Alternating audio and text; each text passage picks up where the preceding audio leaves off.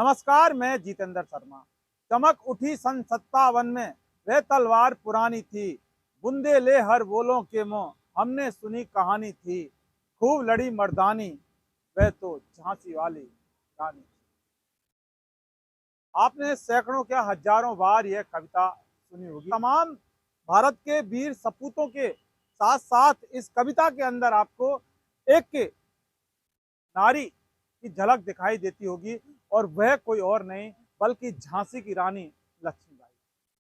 आपके जहन में आ रहा होगा कि आज अचानक हमारे दिल और दिमाग के अंदर झांसी की रानी कहां से आ गई। तो देखिए, वो झांसी की रानी, वो भारत देश को आजाद कराने में तमाम क्रांतिकारी जहां हमारे देश में हुए थे, वहीं झांसी की रानी की वीरता को इग्नोर नहीं किया जा सकता।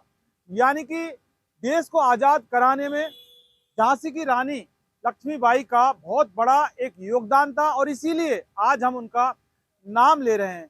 और यकीन मानिए कि तमाम भारत के वीर योद्धाओं की आंदोलन और क्रांति की वजह से अंग्रेजों को इस देश को छोड़कर भागना पड़ा, उल्टे पैर जाना पड़ा। तो अब क्रांति की जब बात आ गई, तो हम हमारे ही प्रदेश की राजस्थान की बात कर लेते हैं कि 2025 में राजस्थान के अंदर एक क्रांति अब पैदा हो गई, और वो क्रांति का क्रांतिवीर कोई और नहीं बल्कि नरेश मीणा यानी कि नरेश वीर है।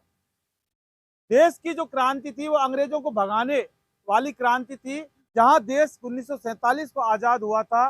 लेकिन ये हमारे राजस्थान की क्रांति जस्टिस और इंसाफ और न्याय की क्रांति है, और वो कोई और किसी के खिलाफ नहीं बल्कि खुद सत्ताधारी पार्टी भारतीय जनता पार्टी की भजनलाल सरकार के खिलाफ नरेश मीणा ने क्रांति का आगाज कर दिया। अब इस क्रांति में नरेश मीणा अकेला नहीं बल्कि उसके कंधे से कंधे मिलाकर साथ देने वाला छोटा नरेश भी अब मैदान में आ गया। देखिए, ये हमारे राजस्थान में जिस क्रांति का आगाज हुआ है, झालावाड़ के अंदर जो पिपलोदी में स्कूल हादसा हुआ था, यानी कि भ्रष्ट सरकारी तंत्र के सिस्टम के कारण जो भरभरा कर ढहा था, जिसमें 7 मासूमों की मौत हो गई, उनके जस्टिस और इंसाफ और न्याय और हक और अधिकार की बात करने के लिए नरेश मीणा काफी दिनों से आंदोलनरत है। और आंदोलन अचानक आमरण अनशन में बदला, और आमरण अनशन पर जब नरेश मीणा शहीद स्मारक पर बैठा, तो वहीं से क्रांति का आगाज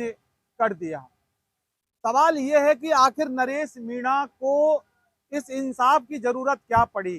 नरेश मीणा को उन मासूम बच्चों के न्याय की, जस्टिस की बात क्यों करनी पड़ी। राजस्थान बहुत बड़ा है, राजस्थान में तमाम नेता हैं, राजस्थान में कांग्रेस के कद्दावर नेता हैं, राजस्थान में भारतीय जनता पार्टी के तमाम नेता हैं, कद्दावर हैं, राजनीति करते करते बुजुर्ग भी हो गए।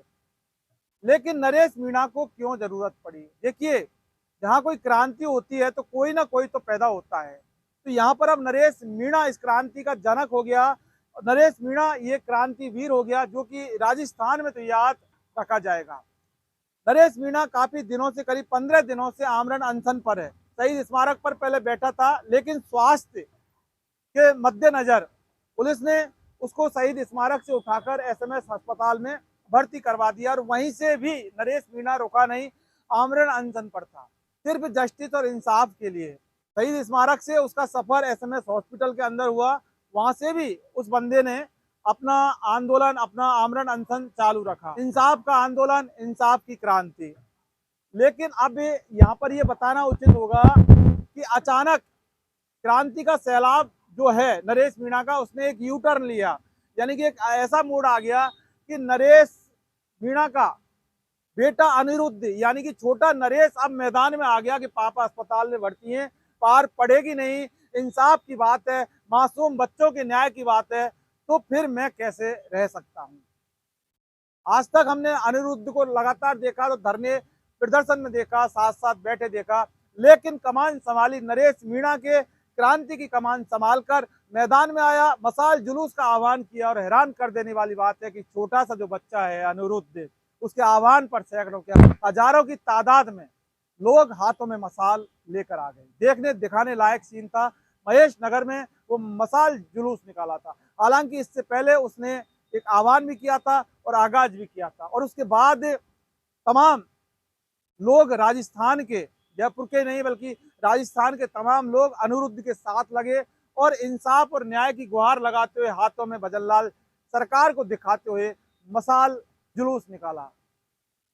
ये हमारे राजस्थान की हम बात कर रहे हैं। यहाँ पर जो सत्ता के अंदर भारतीय जनता पार्टी की भजनलाल सरकार का आज की तारीख में राज है। जरा सोचिए आप, जिसे अनिरुद्ध को पढ़ाई लिखाई करके एजुकेशन हासिल करके कुछ बनना चाहिए था, लेकिन अनिरुद्ध अब इंसाफ की लड़ाई के अंदर अपने पापा नरेश मीणा के साथ कंधे से कंधा मिलाकर खड़ा हो गया कि पापा अब आपको घबराने की जरूरत नहीं है। जरा सोचिए, ये हमारे राजस्थान के अंदर हो रहा है। हमारे राजस्थान की युवा इस तरह से क्रांतिकारी बन रहे हैं, तो इसका मतलब राजस्थान के लिए ये कुछ अच्छा होगा या बुरा होगा, इसके बारे में हम कोई टिप्पणी नहीं कर सकते। इसके बारे में जो विश्लेषण है, इसके बारे में मंथन और चर्चा है, वो सरकार को करना होगा, सिर्फ सरकार को, क्योंकि इसका सारा जो प्रभाव है ना, नेगेटिव पॉजिटिव, वो सरकार के ऊपर ही पड़ने वाला है। नरेश मीणा की तबीयत खराब है, बहुत ज्यादा खराब है। जिंदगी और मौत के बीच में वो बंदा झूल रहा है। यानी कि यकीन मानिए कि ऐसा हो सकता है एक क्रांतिकारी जो युवा नेता है, जो सीधा एसडीएम, यानी कि ये जानते हुए कि ये चुनाव अधिकारी है, ये छोटा वाला कलेक्टर है, एसडीएम अमित चौधरी के भरभरा कर ऐसा थप्पड़ मारा जिसकी आवाज पूरे देश ने सुनी। आज वो इंसाफ और न्याय मांगने के लिए सरकार से गांधीवादी सिद्धांतों पर चलकर, महात्मा गांधी के सिद्धांतों पर चलकर वो आमरण अनशन पर, सत्याग्रह पर बैठा। वहां से उसकी हालत नाजुक हो गई, वहां से उसकी तबीयत नासाज हो गई। लेकिन सरकार के नेताओं का, सरकार के मंत्रियों का, सरकार के अधिकारियों का कोई भी मतलब जरा भी दिल नहीं पसीजा। समझ रहे ना आप हमारी बात को? यहाँ बहुत बड़ी इंसानियत की बात हम कर रहे हैं, यहाँ बहुत बड़ी भावनाओं की बात कर रहे हैं। क्योंकि नरेश मीणा को 7 मासूम बच्चे जो जो सरकार के भ्रष्टाचार के काल का ग्रास बने थे, उनको इंसाफ क्यों चाहिए? नरेश मीणा के अपने लिए कुछ मांग रहा, नरेश मीणा के अपने पिता के लिए कुछ मांग रहा, नरेश मीणा क्या अपनी माँ के लिए कुछ मांग रहा, नरेश मीणा क्या कुछ अपनी बीवी के लिए मांग रहा, क्या अनिरुद्ध के मांग रहा, या किसके लिए मांग रहा, या अपने गांव के लिए मांग रहा? जरा सोचिए कि नरेश मीणा राजस्थान के उन मासूम भविष्यों के लिए मांग रहा था, जो पता नहीं देश का किस तरह से कल्याण करते अगर आज वो इस धरती पर जिंदा होते। तो यकीन मानिए कि नरेश मीणा अपने लिए कुछ भी नहीं मांग रहा। भगवान का दिया नरेश मीणा के पास सब कुछ है, सब कुछ, पूरा भरा पूरा परिवार है, सेटल परिवार है। नरेश मीणा को किसी भी तरह से कोई भी दिक्कत नहीं है। नरेश मीणा को ना कोई एमएलए बनना, नरेश मीणा को कोई नेता बनना, नरेश मीणा को कोई विधायक नहीं बनना। नरेश मीणा जन सेवक के रूप में, नरेश मीणा जन नरेश के रूप में स्थापित होना चाहता है और हो गया। सरकार ने नरेश मीणा के मंसूबों को नाकामयाब करने में कोई भी कोर कसर नहीं छोड़ी। लेकिन कहते हैं ना कि क्रांति वो चीज है जो हवा की तरह फैलती है। जैसे हवा पर किसी का बस नहीं चलता, इसी तरह से क्रांति भी कभी रोकने से नहीं रुकती। इसीलिए हमने हमारे इस वीडियो के अंदर जो लक्ष्मीबाई का नाम लिया था, वो इसी लिया था कि चमक उठी सन 57 में, वो तलवार पुरानी थी, बुंदे ले हर बोलों के मुंह, हमने सुनी कहानी थी, खूब लड़ी मर्दानी, वो तो झांसी वाली रानी थी। लेकिन वो झांसी की रानी ने देश की आज़ादी के लिए अंग्रेजों से लड़ाई लड़ी थी। लेकिन आज की नरेश वीर की जो क्रांति है, नरेश मीणा की जो क्रांति है, वो अपनी सरकार से, अपने ही मुखिया की तानाशाही के खिलाफ, क्योंकि जस्टिस और इंसाफ के लिए क्रांति का जो आगाज किया है, वो 2025 में ये क्रांति का आगाज हुआ है।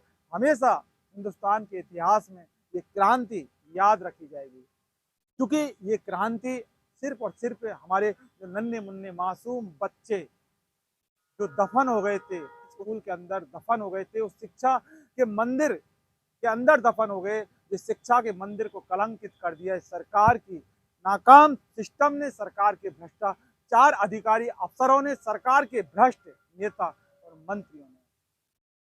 सरकार ने उनके ऊपर कोई कार्रवाई नहीं की, बल्कि जो गुरु के रूप में जो शिक्षक होते हैं, 5 उनको निलंबित करके मैसेज दे दिया कि देखिए हमने कार्रवाई कर दी। यकीन मानिए कि नरेश मीणा के साथ छोटा नरेश अगर मैदान में आ गया, तो फिर इसका खामियाजा सरकार को भुगतना पड़ेगा, और बहुत अच्छे से भुगतना पड़ेगा।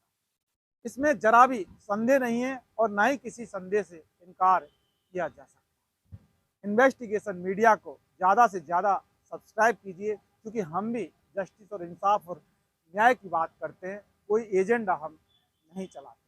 हम हमारे देश की जनता की बात करते हैं, हम हमारे देश के दबे कुचले जो पीड़ित लोग होते हैं हम उनकी बात करते हैं। नरेश मीणा से हमारा ना कभी कोई हित था और ना ही कभी हित रहेगा, लेकिन नरेश मीणा जहाँ इंसाफ और जस्टिस की बात करता है तो भला दिखाने से पीछे नहीं रह सकता। नमस्कार।